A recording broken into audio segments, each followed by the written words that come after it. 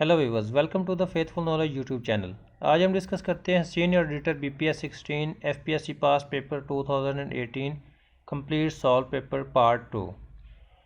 Part 1 faithful knowledge पर upload कर दिया गया है और डिस्क्रिप्शन में उसका लिंक भी दे दिया गया, अगर आप वो देखना चाहते हैं तो देख सकते हैं। क्वेश्चन 26 है, A sale of ₹50,000 to mister A was entered as a sale to mister B, this is an example of. Sale of 50,000 जो है वो मिस्टर ए के अकाउंट की बजाय मिस्टर बी के अकाउंट में क्रेडिट कर दी गई है, तो इसको कहते हैं एरर ऑफ कमीशन।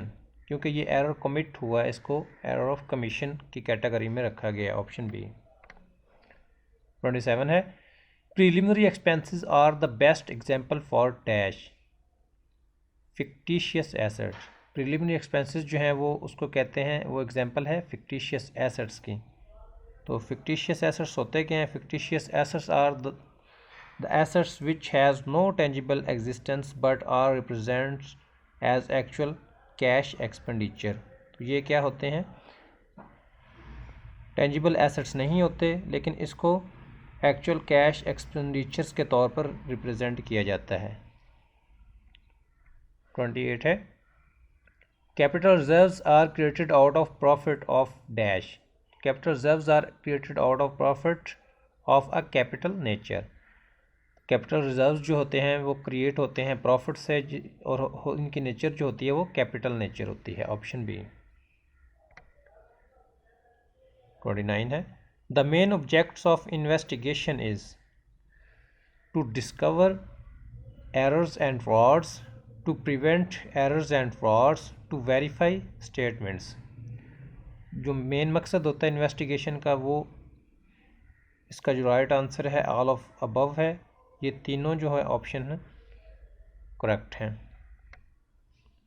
क्वेश्चन 30 है, the cost of the assets after the expiry of its useful life is called. Cost of assets जो है यूजफुल लाइफ, अगर एसेट की ख़त्म हो जाए तो उसकी जो रिमेनिंग कॉस्ट बचती है उसको कहते हैं रेजिड्यूल वैल्यू, ऑप्शन बी।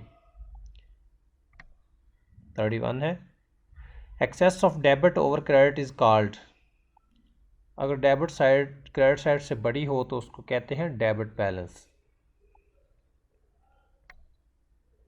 32 है, manufacturing overhead cost would include the salary of production line supervisor. तो मैन्युफैक्चरिंग ओवरहेड कॉस्ट जो होती है उसमें सुपरवाइज़र जो प्रोडक्शन सुपरवाइज़र की जो सैलरी है उसमें इंक्लूडेड होती है। 33 है, the distinction between revenue account and capital account is necessary for the preparation of. तो डिस्टिंक्शन जो होती हैं रेवेन्यू अकाउंट और कैपिटल अकाउंट की, वो फाइनल अकाउंट्स की प्रिपरेशन के लिए नेसेसरी होती है। 34 है, depreciation of machinery will be shown in the profit and loss account under the head of. Depreciation of machinery जो होती है वो एडमिनिस्ट्रेटिव एक्सपेंसेस के तौर पर ट्रीट की जाती है प्रॉफिट एंड लॉस अकाउंट में। 35 है, the accounting system in which accounting entries are made on the basis of amount having become due for payment और रिसीट्स इज नाउन एज।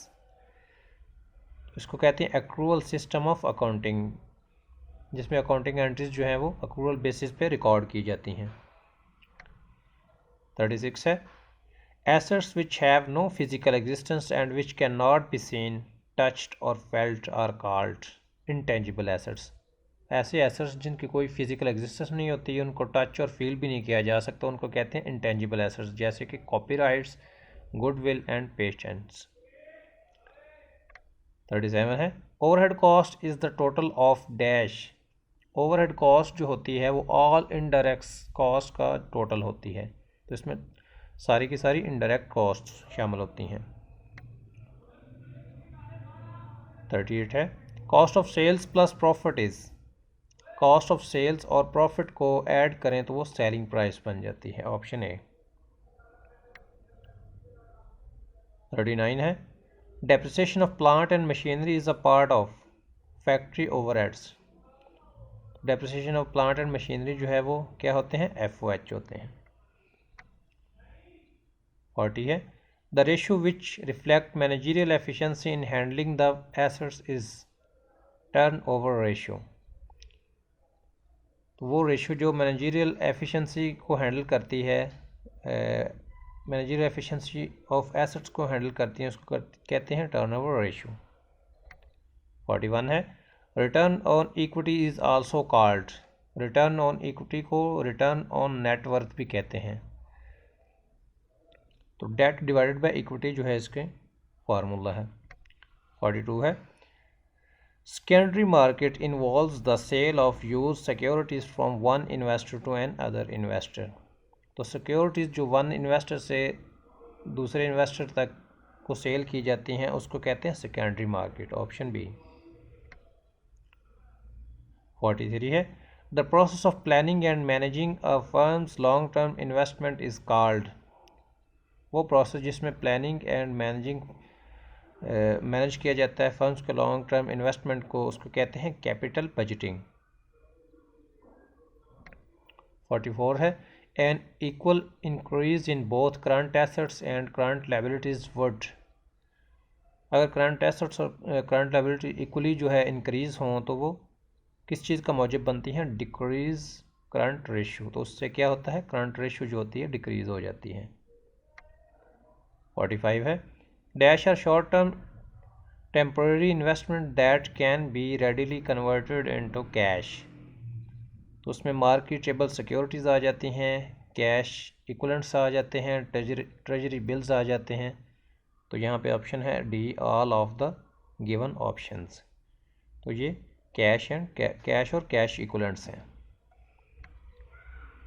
46 है when bank statement shows a debit balance it means. अगर bank statement debit balance show कर रही हो तो इसका मतलब है unfavourable balance as per bank book है। 47 है the accounting system in which accounting entries are made on the basis of amount having become due for payment और रसीट्स इज नोन एज। तो ये क्वेश्चन रिपीट हुआ है, एक्रूअल सिस्टम ऑफ अकाउंटिंग है।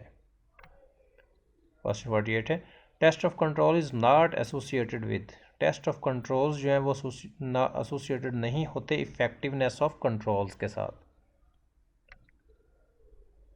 Question 49 है the comparison of net profit with the sale of the same year is. अगर हम comparison करें नेट प्रॉफिट का नेट सेल्स के साथ सेम ईयर में तो उसको कहते हैं वर्टिकल कंपैरिजन। क्वेश्चन 50 है the term organisation means accomplishment of goals और ऑब्जेक्टिव्स बाय ऑल मीन्स। तो अकम्पलिशमेंट ऑफ गोल्स हैं, जो गोल्स हैं वो अकम्पलिश किए जाते हैं और ऑब्जेक्टिव्स जो हैं वो सेट किए जाते हैं एक ऑर्गेनाइजेशन की फॉर्मेशन में।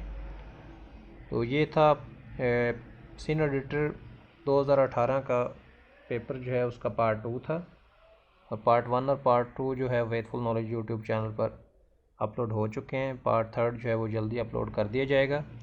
तो फेथफुल नॉलेज यूट्यूब चैनल को सब्सक्राइब करना ना भूलिएगा। Bye bye.